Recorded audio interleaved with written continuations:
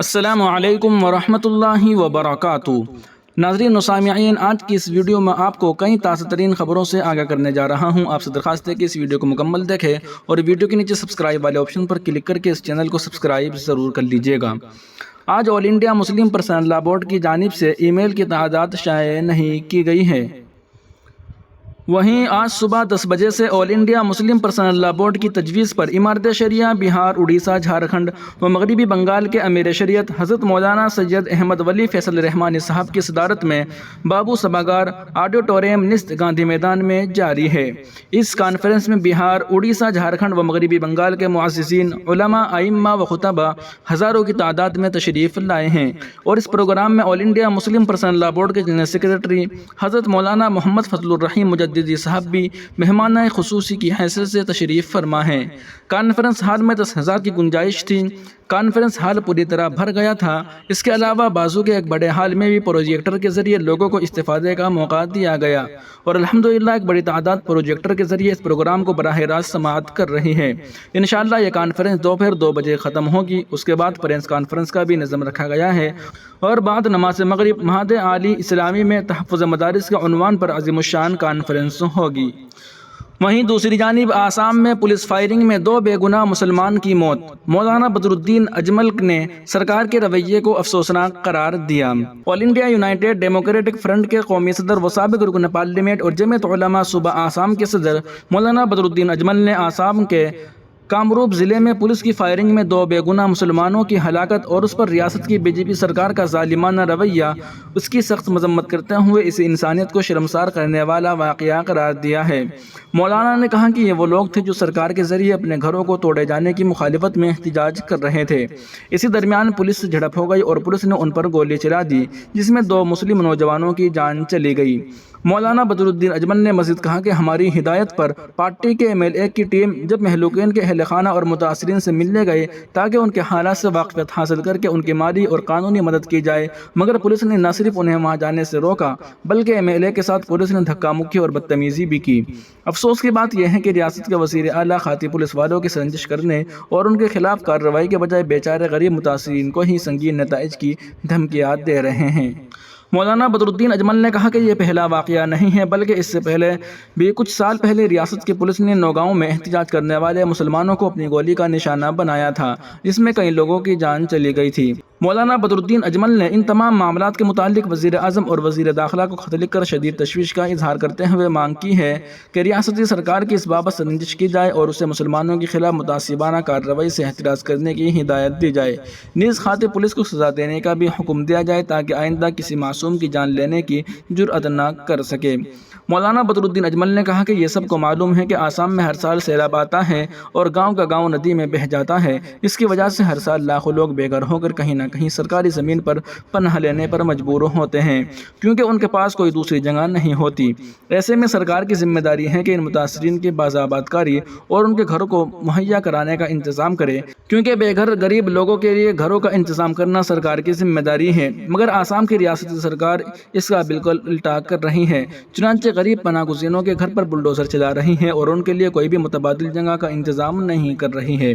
مولانا بدر الدین اجمل نے کہا کہ شرمناک بات یہ ہے کہ غریبوں کو اجاڑ کر بڑے بڑے صنعت کاروں کو جگہ دینے کی تیاری چل رہی ہے۔ مولانا نے کہا کہ انسانیت بیزار آسام سرکار مسلم دشمنی کا کوئی بھی موقع ہاتھ سے جانے نہیں دیتی ہے۔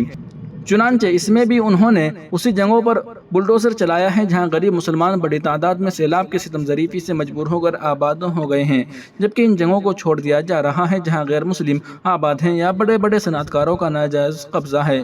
مولانا بدر الدین اجمل نے کہا کہ ہم سڑک سے لے کر آسام تک اور عدالت میں بھی ریاستی سرکار کے ظلم کے خلاف لڑائی کو جاری رکھیں گے۔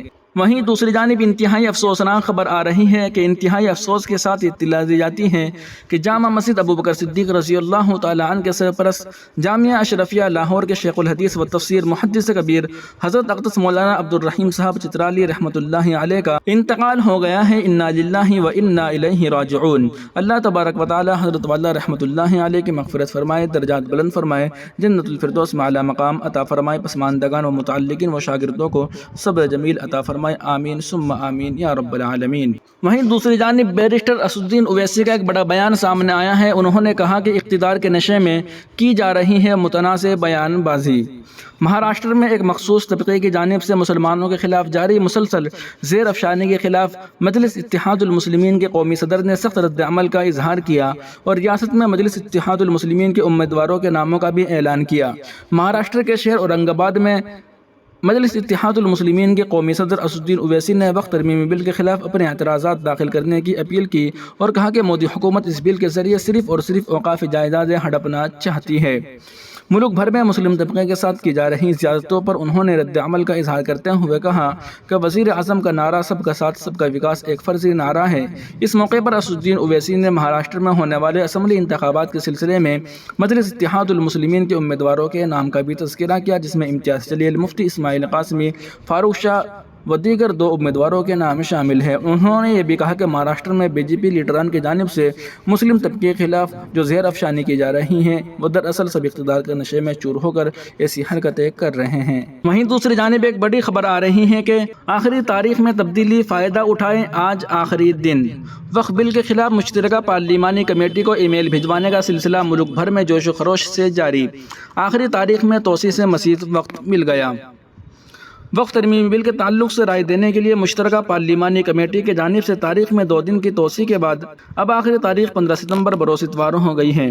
तारीख में तोसी के बाद ये कोशिश की जा रही है कि इसका भरपूर फ़ायदा उठाते हुए ज़्यादा से ज़्यादा आरा मुश्तरका पार्लिमानी कमेटी को भिजवाए जाए। इस ताल्लुक से पूरे मुल्क में जोश व खरोश के साथ काम जारी है।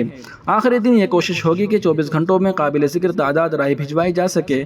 इस ताल्लुक से मुल्क की अलग अलग रियासतों में पूरे एहतिमाम से ये काम जारी है और ज़िम्मेदार अशख़ास मसरूफ़ अमल है। All India Muslim personal law board के जनरल सेक्रेटरी मौलाना फजलुर रहीम मुजद्दिदी ने तारीख में तोसी के बाद कहा कि अब तक जिस तरह इज्तिमाइयत का मुजाहिरा करते हुए जेपीसी को आरा भिजवाई गई है, इसी तरह बचे हुए 24 घंटों में भी ज़्यादा से ज़्यादा राय भिजवाने में पूरी ताकत लगाए ताकि भेजी जाने वाली आरा में खातिर खा इजाफा हो सके। मौलाना ने कहा कि बोर्ड तमाम जिम्मेदारान को मुसलसल मुतवज्जे कर रहा है और खुशी हो रही है कि लोग फ़आलियत का मुजाहिरा करते हुए जिम्मेदारियाँ बखूबी अंजाम दे रहे हैं। इमारत शरिया बिहार के नायब नाज़िम मुफ्ती मोहम्मद सोहराब नदवी ने इस ताल्लुक से राब्ता कायम करने पर उन्होंने बताया कि लोगों में काफ़ी बेदारी है, वो जोश खरोश के साथ वक्त तरमीमी बिल के खिलाफ अपनी राय जेपीसी को भिजवा रहे हैं, जबकि इमारत शरिया की पूरी टीम हज़ारों मकातिब के असातिज़ा, ज़िली सतह पर इमारत की ज़ेर इंतज़ाम कमेटियों, जिम्मेदार अशख़ास और तमाम मिली तंजीमों के साथ मिलकर यह काम पूरी शिद्दत के साथ किया जा रहा है। इतवार को चूँकि आखिरी दिन है, इसलिए ये कोशिश होगी कि इस दिन भी रिकॉर्ड तादाद में ईमेल किए जाएँ। मुफ्ती मोहम्मद सोहराब नदवी ने यह इत्तला भी दी कि समाजी सतह के साथ साथ सियासी सतह पर भी कोशिश की जा रही है। नाज़रीन व सामिईन, इन रिपोर्टों को आप सुन और देख रहे थे महसन इस्लामी यूट्यूब चैनल पर। तमाम ताज़ा तरीन अपडेट हासिल करने के लिए अभी वीडियो के नीचे सब्सक्राइब वाले ऑप्शन पर क्लिक करके इस चैनल को सब्सक्राइब ज़रूर कर लीजिएगा।